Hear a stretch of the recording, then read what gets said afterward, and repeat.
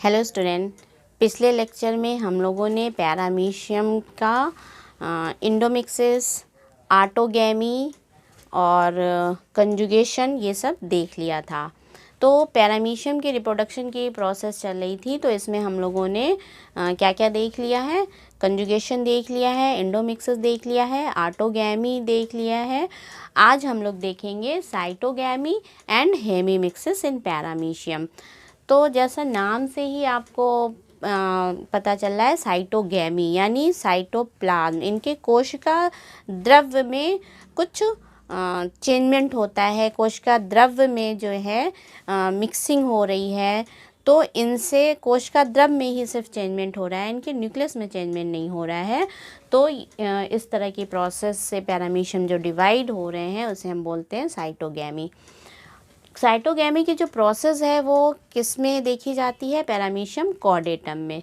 और हेमीमिक्सिस जो है, हेमीमिक्सिस की जो प्रोसेस है वो पैरामीशियम ऑरिलिया में देखी गई है।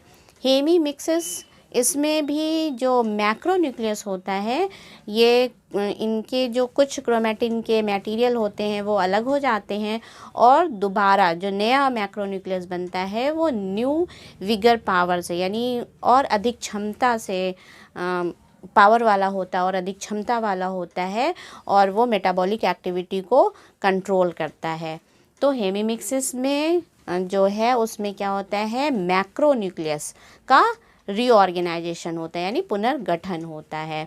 और साइटोगैमी में क्या होता है, यानी ये कंजुगेशन की ही तरह प्रोसेस होती है, लेकिन कंजुगेशन में जो दो पैरामीशियम आके आपस में मिले थे और उसमें जब सिनकैरियन हो गया था, तो एक फ़ीमेल यानी बड़ा वाला स्टेशनरी या फीमेल प्रोन्यूक्लियाई बना था और एक छोटा वाला मेल या मोटाइल जो है क्या मेल प्रोन्यूक्लियस बना था। और इनमें जो है आपस में एक्सचेंज है, यानी एक पैरामीशियम का मेल न्यूक्लियस दूसरे पैरामीशियम के फीमेल प्रोन्यूक्लियाई के साथ फ्यूज़ कर रहा था, तो यानी क्रॉस चेंजमेंट हो रहा था। तो इस तरह का चेंजमेंट साइटोगैमी में नहीं होता है। इसमें क्या होता है कि आपस में ही वो फ्यूज़ कर जाते हैं और सिनकैरियन बना लेते हैं, और उसके बाद वो दोनों पैरामीशियम जो है अलग होके अपना फिर से रिप्रोडक्शन अलग होके फिर से माइटोटिकली डिवाइड होते हैं, और जो उनसे बने डॉटर पैरामीशियम होते हैं वो स्वतंत्र जीवन व्यतीत कर लेते हैं। तो आज हम देखते हैं साइटोगैमी एंड हेमीमिक्सिस इन पैरामीशियम। सबसे पहले साइटोगैमी की प्रोसेस देख लें कैसे होता है। तो साइटोगैमी की जो प्रोसेस है वो किस में होती है? पैरामीशियम कॉर्डेटम में होती है। और सबसे पहले इसको साइटोगैमी की जो प्रोसेस है किसने देखा था? विचर मैन ने देखा था। तो विचर मैन ने पैरामीशियम कॉर्डेटम में साइटोगैमी की क्रिया को सबसे पहले देखा। इस प्रोसेस में या साइटोगैमी में क्या होता है, इनमें दो पैरामीशियम अपने मुख तल द्वारा यानी ओरल सरफेस से आके कुछ समय के लिए मिल जाते हैं, यानी आपस में सटते हैं। और मिल जाना मतलब उनके बीच की जो पेलिकल है वो नष्ट हो जाती है, डिज़ोल्व हो जाती है, जिससे दोनों का जो साइटोप्लाज्म है वो आपस में मिल जाता है। इसमें न्यूक्लियस में जो है, इनके न्यूक्लियस में कंजुगेशन के समान ही कुछ चेंजमेंट होते हैं। जैसे कंजुगेशन में देखा था कि जो मैक्रो न्यूक्लियस था वो सब छोटे छोटे टुकड़ों में टूट के और साइटोप्लाज्म में डिज़ोल्व हो गया था, और माइक्रो न्यूक्लियस जो था वो दो भागों में टूट रहा था। माइक्रोन्यूक्लियस दो भागों में टूट के और एक बड़ा बन जा रहा था और एक छोटा पार्ट बन जा रहा था। तो बड़ा वाला पार्ट था वो कैसा था आपका? स्टेशनरी यानी नॉन मोटाइल था, और छोटा वाला जो था वो मोटाइल था। तो बड़ा वाला जो है प्रोन्यूक्लियाई बना वो स्टेशनरी था, और जो छोटा वाला था वो मेल था और बड़ा वाला फीमेल था। तो मेल जो है दूसरे पैरामीशियम के फीमेल प्रोन्यूक्लियाई के साथ क्रॉस चेंजमेंट करा था, यानी उनका जेनेटिक मटेरियल जो है वो क्रॉस होके चेंज करा, यानी एक दूसरे में चेंजमेंट हो रहा था। इसमें ऐसा नहीं होता है। इसमें क्या होता है कि उसी में फ्यूज़ कर लेते हैं और सिनकैरियन बनाते हैं। तो इनका न्यूक्लियस मटेरियल जो है वो क्या हो गया, उनमें कुछ चेंजमेंट होता है, और इनके पश्चात उनमें केंद्रकों का आदान प्रदान नहीं होता है, यानी मेल वाला फीमेल से क्रॉस नहीं करता है। मतलब मेल प्रोन्यूक्लियाई जो है वो फीमेल प्रोन्यूक्लियाई के साथ फ्यूज़ नहीं करेगा, बल्कि आपस में कर लेता है। तो परंतु एक ही जंतु के यानी मेल और फीमेल प्रोन्यूक्लियाई आपस में फ्यूज़ कर लेते हैं और फ्यूज़ करके क्या बनाते हैं, सिनकैरियन बनाते हैं।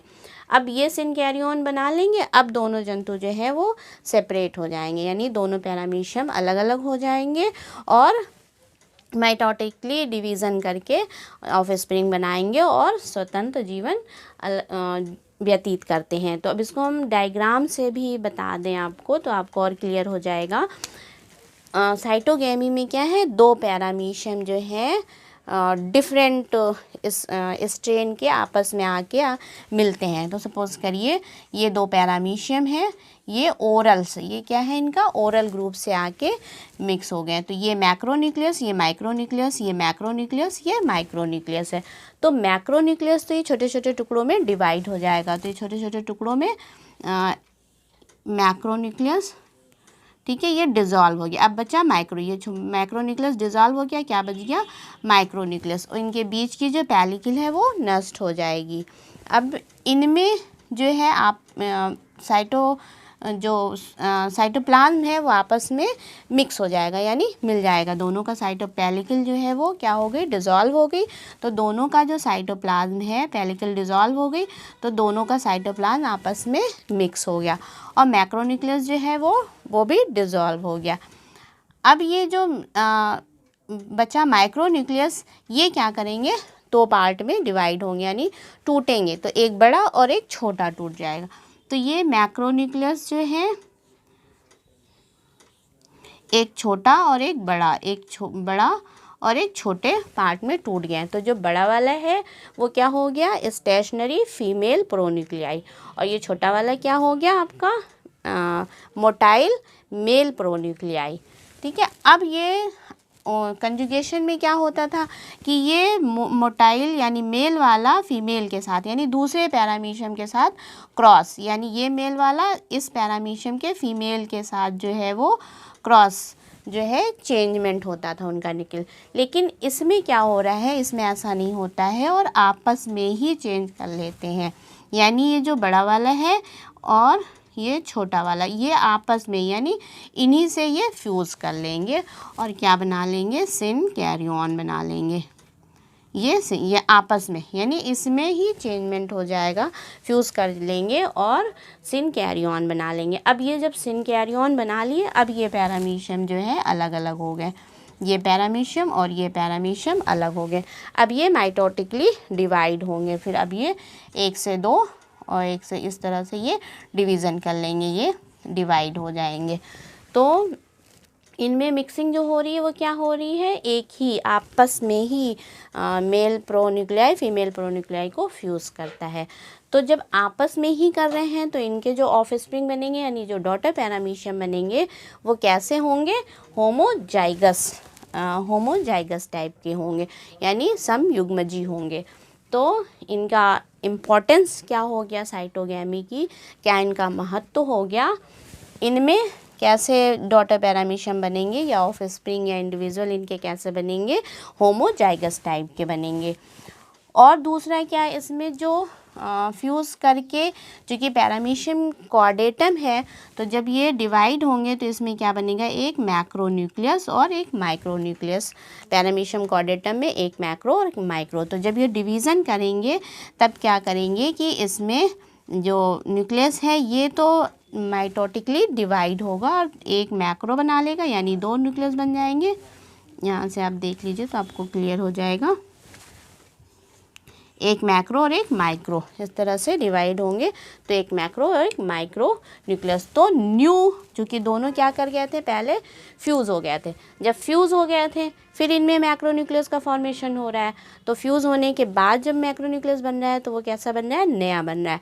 जब नया बन रहा है तो उनकी विगर पावर या जो उनकी क्षमता है वो सामर्थ्य जो है वो ज़्यादा होगा। और चूँकि मैक्रोन्यूक्लियस जो होता है वो मेटाबॉलिक एक्टिविटी को कंट्रोल करता है, पैरामीशियम की जितनी शारीरिक क्रियाएं होती हैं उनको ये कंट्रोल करता है, तो वो बहुत तेज़ी से और अच्छे से वो कंट्रोल करेगा। तो ये तो था साइटोगेमी। अब हम देखते हैं हेमीमिक्सिस कि हेमीमिक्सिस की प्रोसेस में क्या हो रहा है। तो हेमीमिक्सिस जो है वो किस में होता है, पैरामीशियम ऑरिलिया में। तो हेमीमिक्सिस की जो प्रोसेस है वो पैरामीशियम ऑरिलिया में देखी जाती है। और इसमें भी क्या है, मैक्रोन्यूक्लियस का रीऑर्गेनाइजेशन हो रहा है, यानी रीऑर्गेनाइजेशन यानी मैक्रोन्यूक्लियस दोबारा बन रहा है, पुनर्गठन हो रहा है मैक्रोन्यूक्लियस का। तो जब मैक्रोन्यूक्लियस दोबारा बन रहे हैं तो उनकी जो मैक्रोन्यूक्लियस की पावर जो है यानी विगर पावर जो पैरामीशियम की है वो और बढ़ जाएगी। तो इसमें क्या होता है, इसको सबसे पहले किसने देखा था, डिलर ने। तो डिलर साइंटिस्ट थे, उन्होंने सबसे पहले पैरामीशियम ऑरिलिया में हेमीमिक्सिस की प्रोसेस को देखा। इस क्रिया में मैक्रोन्यूक्लियस का क्या होता है, पुनर्गठन यानी रीऑर्गेनाइज। मैक्रोन्यूक्लियस जो है वो दोबारा बनता है। तो जब दोबारा बनेगा तो विगर पावर ज़्यादा होंगी। और मैक्रोन्यूक्लियस तो दोबारा रीऑर्गेनाइजेशन हो रहा है, लेकिन माइक्रोन्यूक्लियस में कोई परिवर्तन नहीं होता, वही माइक्रोन्यूक्लियस चला आता है। तो चूँकि वही माइक्रोन्यूक्लियस चला आ रहा है तो डिवीज़न की जो प्रोसेस जो हो रही है तो उनमें हर पैरामीशियम में जो मैक्रोन्यूक्लियस है वो नया बन रहा है, तो हर पैरामीशियम की विगर पावर या उनकी क्षमता जो है वो बढ़ जा रही है। तो इस प्रोसेस में क्या होता है, मैक्रोन्यूक्लियस जो हैं उनसे कुछ क्रोमैटिन के टुकड़े यानी 2 या 2 से अधिक जो टुकड़े हैं वो टूट के अलग हो जाते हैं। तो मैक्रोन्यूक्लियस के 2 या 3 टुकड़े टूट गए, अलग हो गए, और जो टूटे हुए टुकड़े हैं वो क्या किस में मिल जाएंगे, साइटोप्लाज्म में वो एब्जॉर्ब हो जाते हैं। और जो बचा हुआ 2-3 टुकड़े तो अलग हो गए, तो जो बचा हुआ मैक्रोन्यूक्लियस है वो कैसा हो जाएगा, पुनः पावर के साथ मेटाबॉलिक एक्टिविटीज़ को कंट्रोल करने लगता है। यानी जो पुनः पावर के साथ जो है वो उनकी क्षमता बढ़ जाती है और मेटाबॉलिक एक्टिविटीज़ को कंट्रोल करेगा। यानी जब वो डिवाइड होगा तो जो दूसरा मैक्रोन्यूक्लियस बनेगा वो अधिक पावरफुल होगा। तो जब अधिक पावरफुल होगा तो मेटाबॉलिक एक्टिविटीज़ यानी जो क्रियाएं हैं पैरामीशियम की वो अधिक तेज़ी से कंट्रोल करने लगेगा। लेकिन अब ये माना जाता है कि जो क्रोमैटिन के टुकड़े टूट के अलग हो रहे हैं वो क्या है, वास्तव में जो है वो अपशिष्ट या व्यर्थ पदार्थ हैं। अगर वो क्रोमैटिन के कण अगर जो है वो डीएनए होते या मेटाबॉलिक एक्टिविटीज़ को कंट्रोल करने वाले होते तो उनकी पावर चूँकि अलग हो रहे हैं तो वो और पावर कम होनी चाहिए। यानी वो पावर जो है उस पैरामीशियम की तो ज़्यादा हो जा रही है वो टुकड़े अलग होने से। अगर ऐसा होता है कि वो डीएनए के अगर पार्ट्स होते तो उनकी पावर क्या हो, क्षमता जो है वो कम हो जानी चाहिए थी, लेकिन उनकी क्षमता तो बढ़ रही है। तो ये माना जाता है कि वो जो क्रोमैटिन के कण हैं वो क्या हैं, अपशिष्ट या वेस्ट मटेरियल हैं, व्यर्थ के पदार्थ हैं जो उनसे अलग होते हैं। इस प्रोसेस को भी आप देख लीजिए, हेमीमिक्सिस में क्या होते हैं, ये पैरामीशियम ऑरिलिया में होता है। तो पैरामीशियम ऑरिलिया में क्या होते हैं, 1 मैक्रो और 2 माइक्रोन्यूक्लियस होते हैं पैरामीशियम ऑरिलिया। तो इनमें जो है ये माइक्रोन्यूक्लियस तो वैसे ही रहेंगे, मैक्रोन्यूक्लियस जो है यहाँ पे पैरामीशियम मैक्रोन्यूक्लियस और माइक्रोन्यूक्लियस, तो ये मैक्रोन्यूक्लियस जो है वो डीजनरेट हो जाएंगे, यानी इनके टुकड़े, इनमें से कुछ टुकड़े जो हैं वो टूट के ये 2 टुकड़े मान लीजिए इधर आ गए, और ये मैक्रोन्यूक्लियस जो है जब फिर डिवाइड हो रहा है तो ये पैरामीशियम जो बन रहे हैं इनमें ये 2-3 टुकड़े अलग हो गए, और ये पैरामीशियम के 2 माइक्रोन्यूक्लियस है और ये मैक्रोन्यूक्लियस, इस तरह से ये डिवाइड होते जाएंगे।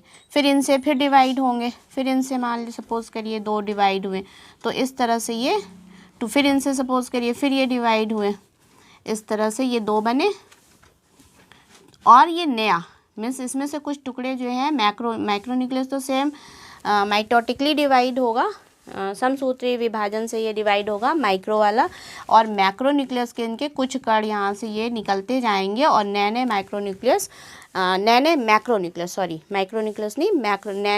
मैक्रोन्यूक्लियस वो बनते जाएंगे।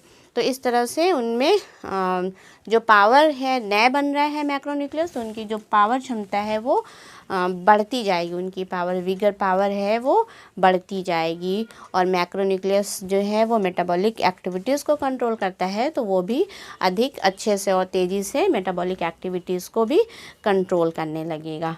तो ये तो था हेमीमिक्सिस और आपके साइटोगैमी पैरामीशियम में। नेक्स्ट टॉपिक में हम लोग देखेंगे कप्पा पार्टिकल। ये भी बहुत इंपॉर्टेंट है, अक्सर एग्ज़ाम में पूछा जाता है कप्पा पार्टिकल। तो नेक्स्ट लेक्चर में हम लोग कप्पा पार्टिकल्स के बारे में देखेंगे। Thank you.